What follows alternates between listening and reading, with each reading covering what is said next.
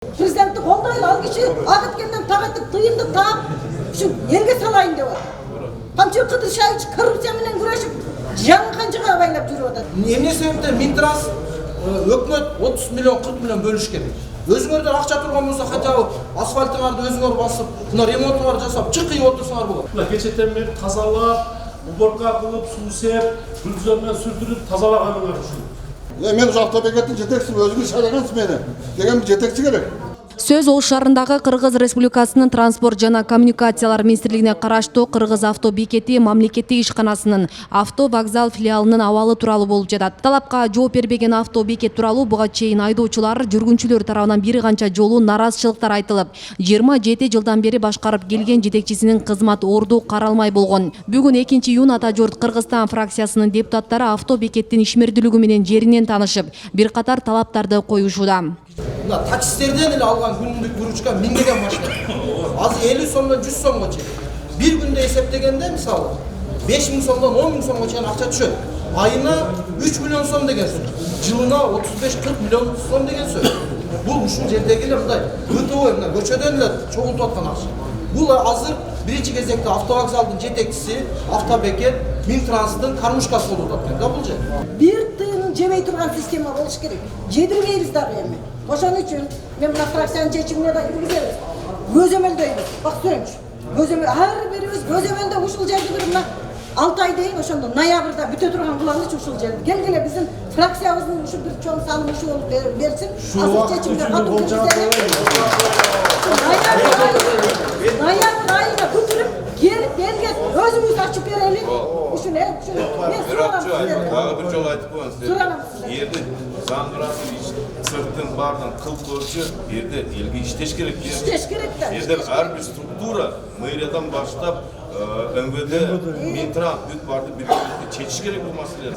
Учурда автовокзалдын айланасы базарга айланып, башаламандык орун алган. 4 гектар жердин айрым жерлери жеке тараптарга сатылып, сот иштери бүгүн дагы уланып келет. Жылына 10-11 миллион каражат тапкан автобекет акчаларды максаттуу пайдаланган эмес. Бул тууралуу автобекеттин шартын жакшыртуу максатын көздөп келишкен депутаттар тарабынан айтылды.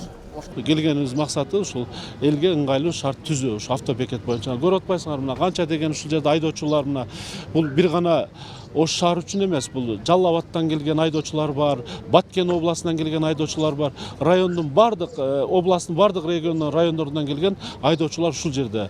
Эң негизгиси ушул элдер дагы ушул жерде отуратына, күн ысыкта, күн суукта дегенде мындайча айтканда шарт элге жок да мына. Жыйында эл аралык маанидеги автобекетти Ош мэриясынын балансына алуу сунушу да берилди. Ал ортодо транспорт министрлиги тарабынан 2023 жылга акча каражат ажыратылып, автобекеттин айланасы толугу менен оңдоп түзүүдөн өтөрү маалындалды. Жумуш иштери акырында башталып атат. Лотоктор бияктан коюлуп, бул жакта Кудайым буйрса ноябрга чейин мөөнөт коюшуп атат депутаттар. Акча толугу менен которулса, министерство транспорт коюлса, бул жылы айланасын болуңчу асфальттап берет деген ниеттебиз. Сатылып кеткен үчүн ошолдон толук соттошуп жүрөбүз бизчи. Бу жерде бир кеңиримде отурганга убактыбыз жок. Минтрансқа же мэрияга өткөнгө кандай карайсыз? Жок, Минтрансқа калса Минтранс карайт да биздечи. Транспорт болсо Минтранс карайт да. Онда бардыгы бир гана Оштуктун эле кызыгат, бардыгычы. Башка жакына неме жок. Мисалы 7 областтыкы бүт бардыгы Минтранстын балансында турат. Бир гана ошо Оштукуна келип эле ояка мэрияга өткөзгөндө былтыр 1 жыл 2 ай Кыргыз индустрияда жүрдүк да.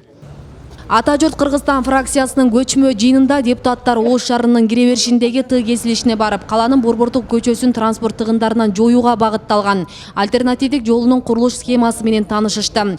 Өкмөттүк деңгээлде ишке ашып жаткан долбоорду каржылоого республикалык казынадан 159 миллион, ал эми шаардык мэриядан 20 миллион сом акча бөлүнүп, эки тараптуу иш алып барылууда. Бизде ачыгын айтканда бир аз бюрократия болуп келген. Бирок эми ошондой кээ бир жетекчилер ошол эле мисалы Госстройбу же болбосо Минприроданын кээ бир жетекчилеринин айынан бир аз кагаз иштерин, документ иштерин жылдырганга бир аз тоскоолдук болуп атыптыр эле. Бирок биргеликте бүгүнкү күндө толук кандуу бүттү десек болот. Курулуш иштери жүрөт азыр?